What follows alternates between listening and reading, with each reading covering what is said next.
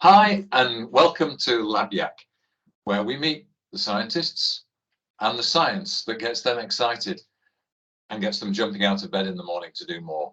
And I'm delighted today to have Professor Yvonne Perrie from Strathclyde University in Glasgow in Scotland to talk with me about the science that she's excited about. A science that over the last 3 years we've all benefited from, in that it's part of the way in which the vaccine gets from being a vaccine that's very helpful to the body, actually into the body. And Yvonne's going to talk a little bit about that. But before we do that, Yvonne, how did you come into this area? What was it when you were at school? What did you want to be when you grew up? Well, probably like every child, you wanted to do something really cool, like, I don't know, rock star or something like that, but then reality struck. So I think going through school, for me, it was a matter of aligning what I was doing well at school with where I was going to be. And then I was looking at the various options, and actually pharmacy was a good fit for me because it had the various aspects, it had the science, but I could see it being applied in healthcare. So then I did my undergraduate and qualified as a pharmacist. But as I went through the programme, the undergraduate, actually I did it here at Strathclyde University, I realised that really my passion sat with the making, the formulation, the understanding what makes medicines work properly. And based on that, I then went on to, I qualified first as a pharmacist, but then went on to undertake a PhD in that area. So that was kind of how I got here. And how do you choose when you're doing a PhD, if you're thinking about going to university? You didn't think you'd do a PhD as you left school, did you? Or did you always know you wanted to go further than just an undergraduate course? Oh, absolutely not. I had never even heard of a PhD. I didn't know anybody with a PhD. I didn't even appreciate there was such a thing. And it was only in my third or final year, it was a 4-year degree in Scotland at that time. It still is, but we were in those days. And, you know, it took a while for me to click why some of the academics had a doctor title, some had a professor. And then in speaking to them, yeah, and there was a lot of encouragement here at the university for students to look at beyond that and do that. So yeah, I had no idea before that, but really in the final years of uni, when you get more exposure to the science, I realised that this was something that would be exciting to do. And you've ended up in something quite specialised. When did you start to specialise in the kinds of things that you've ended up doing? Gosh, actually during my PhD, but I also encourage my PhD students never to think of your PhD as a focused area, your PhD as a training programme where you become excellent in an area on being able to deliver science. But for me, yes, I did my PhD actually in cationic liposomes for the delivery of DNA vaccines. So it was quite an interesting time. So that was 95 to 98 I did that. But if people know the history, then the DNA vaccines proved to be not as effective as we wanted to. We really needed to give a high dose, but that really working in the liposome and the lipid field, really, I enjoyed that area so much. So I kept in that area, but I have had other people that have moved in different areas and then come back. So, but really I have, yes, stayed in a very niche area. And I would say for a small amount of time, a lot of people were questioning my choices of why have you stayed in such a focused area. The lipid field, the liposome field went through quite a shallow patch and the funding was difficult, but you know, luck has been on our side in some respects, but equally you might say it was always a great technology, it was just waiting to be recognised. I mean, that's incredible how long ago, if you don't mind me saying, in the mid-90s for both of us is still just feels a bit like yesterday, but actually it's nearly 20 years ago now, and you were working on DNA vaccines and how to protect them. Did you have any idea how important that technology would be in the future? We saw the potential. So I had a privilege of working with Professor Gregory Addis in my PhD. And I mean, if you know the field, he is really a leading light in that. And his commitment and enthusiasm for it really stuck with me, and I thought it was great. And I got to meet so many people in the field through his connections and the conferences. So we had a lot of faith. And I think sometimes you get frustrated that other people don't see what you see, but equally, I'm sure everybody says that about every great technology. So, you know, it's not unique to the lipid field, but really what we see now has been built on a lot of experience from a lot of people. So it was great to see, you know, it building the momentum. Sometimes it gets frustrating when during the lockdown, people were saying this brand new technology that nobody had ever heard of, which isn't quite true. But yes, it was a small area that not many people knew about, to be fair. So I could see both sides of that argument. And when people ask you, what do you do? How do you describe the way the technology works? What's the simple way of describing it? Yeah, that's a good question, because I'm a professor of drug delivery, and if you don't know anything, some people make the joke, oh, do you drive the van? And I was like, you know, sometimes I do. If it means getting that sample across town, yes, I do drive the van. But yeah, I really describe it as a way of packaging up the drug to make sure it gets where it needs to be and it still works. And I think once people appreciate that, then, and also there's that argument between what do you mean by drug? So, I mean, it's a term quite often people say, you know, paracetamol tablets, they might refer to it as a drug, but you know, once you know it's not the drug, it's a medicine. It's that differentiation. And I do try and get that across to undergraduates, not to use the term the drugs, it's the medicine and the drugs inside the medicine. And I think that's a key thing, that all people working in this field should always make sure we relate to people outside the field, because everybody has a different expertise. So when you say a medicine, you mean something that is basically a therapeutic for humans, or how would you describe a medicine then versus a drug? That's it, yeah. So I wouldn't even say just for human, I say, because we do work in some vaccines for animals as well. So we were trying to develop a rabies vaccine a few years ago as well. But yeah, anything that has a therapeutic effect, I would say is a medicine. And we package it up to have a better therapeutic effect and a lower toxicity. That's brilliant. And when you were, if you're at school now and you're studying biology, physics, chemistry, what of those of the biology, the physics, and the chemistry are you using when you, as you say, you package up the drug? Can you talk a little bit about what's actually happening?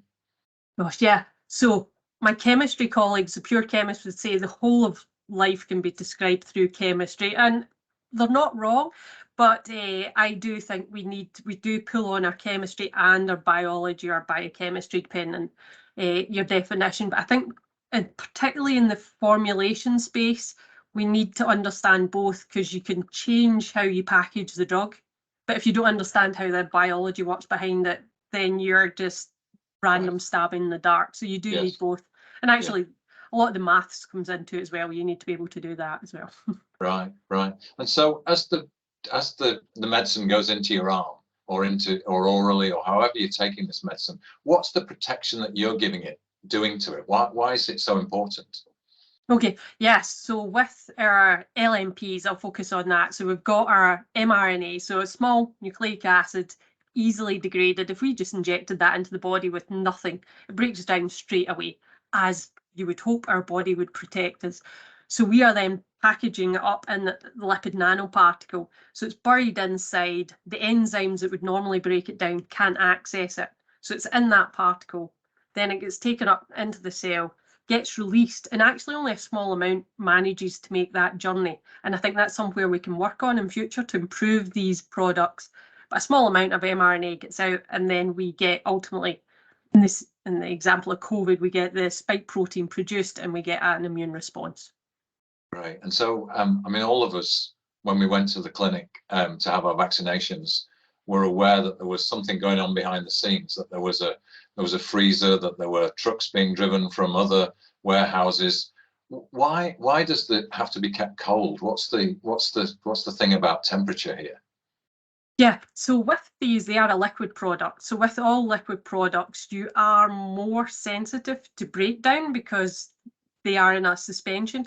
Also, we didn't have the knowledge that we have now. So when these were first released, we hadn't had time. When I say we, the companies hadn't had time to generate enough data to reassure the regulators, those that protect us from side effects, that the product was stable. So what you do in that scenario is you go to the worst case scenario, you imagine it's unstable, you keep it at -80. That basically suspends it in artificial animation, I would say, and nothing can break it down for a long time.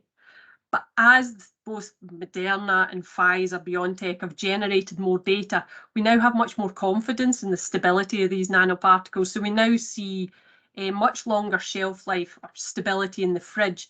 I believe it's up to about 10 weeks now that Pfizer have stability in the fridge. So our reliance on the -80 storage conditions has gone down as we generated data.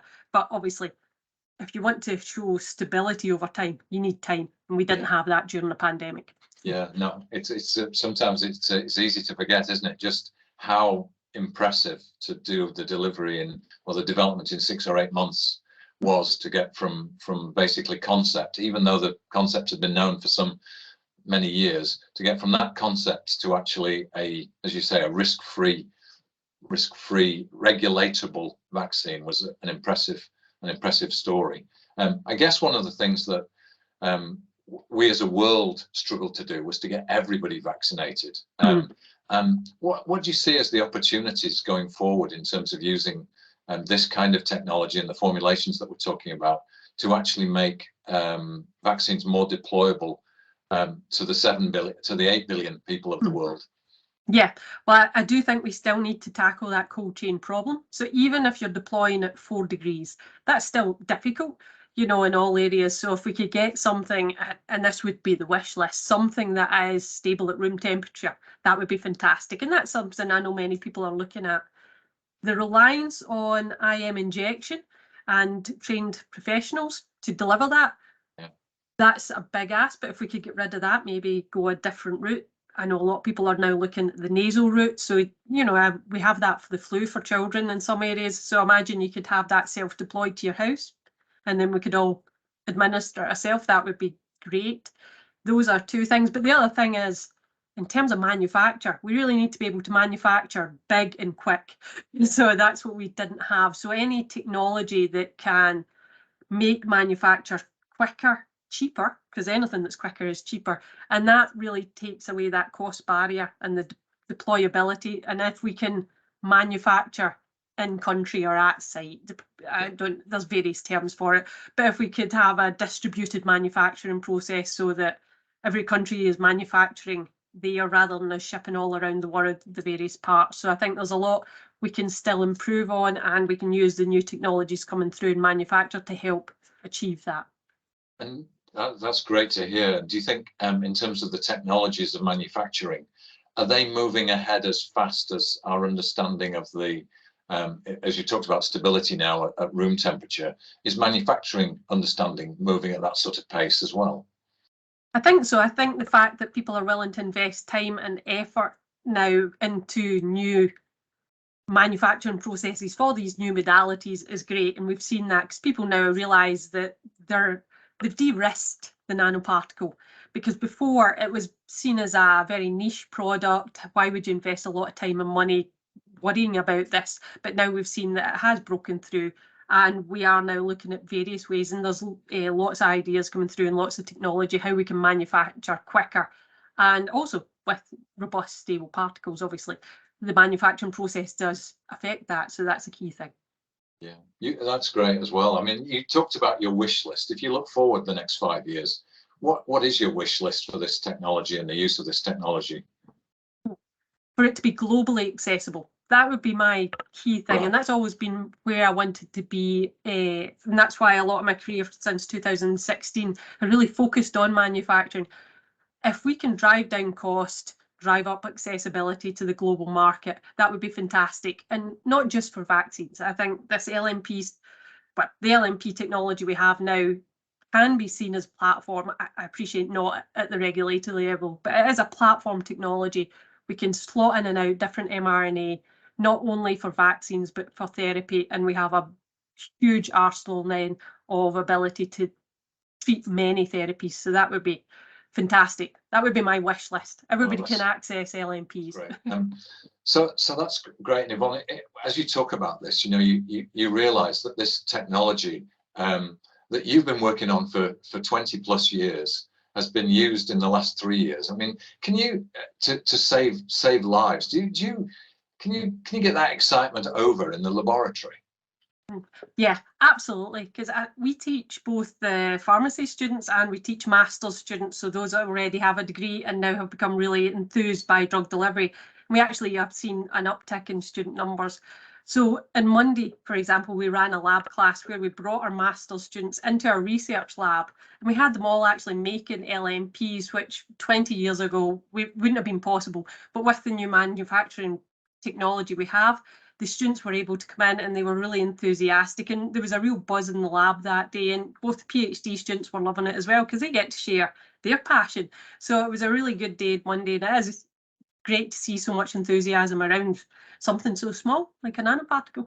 Yeah, I mean, it's fantastic. And when you think back to what you were saying about when you were at school and you were thinking about what you wanted to be in the future, I bet you could never have imagined that you were going to end up in 30 years doing what you've done, and really sharing with people the fact that, you know, this technology has saved hundreds of thousands of lives over the last 3 years. It's really quite a story, isn't it? Yeah, I mean, it's great to just be part of the journey. I mean, there's so many people involved in it, and you know, it's great to watch it all unfold, even if it was against quite a dark pandemic background. But you know, if you looked at the science, it was really exciting. Fabulous. So what does this scientist do? What does Yvonne Perrie do when she's not in the lab and you're not inspiring undergrads? What do you go home and do? Yeah, I think like most people, you know, the usual stuff. It's great to socialise with your friends and family. And there is more to life than science, but I would say sometimes it doesn't feel like it because there's so much exciting stuff to do, and you do sometimes find yourself going down a rabbit hole on the, you know, you read one paper and you're like, so keeping up with the various things, but also keeping up with friends who used to be colleagues, but they have become friends over time, you know, just reading up on their things.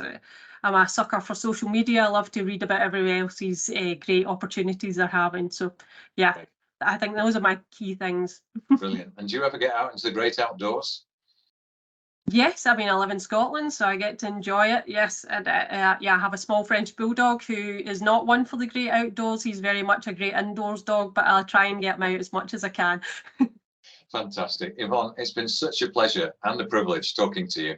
Thank you for spending time with LabYak. And well, I really hope the next few years you get the chance to inspire people in the way that you've inspired me in this conversation and those undergraduates who were in the lab and graduates making the samples earlier this week. But thank you so much for talking to us. Okay, great to speak to you, and thanks for that.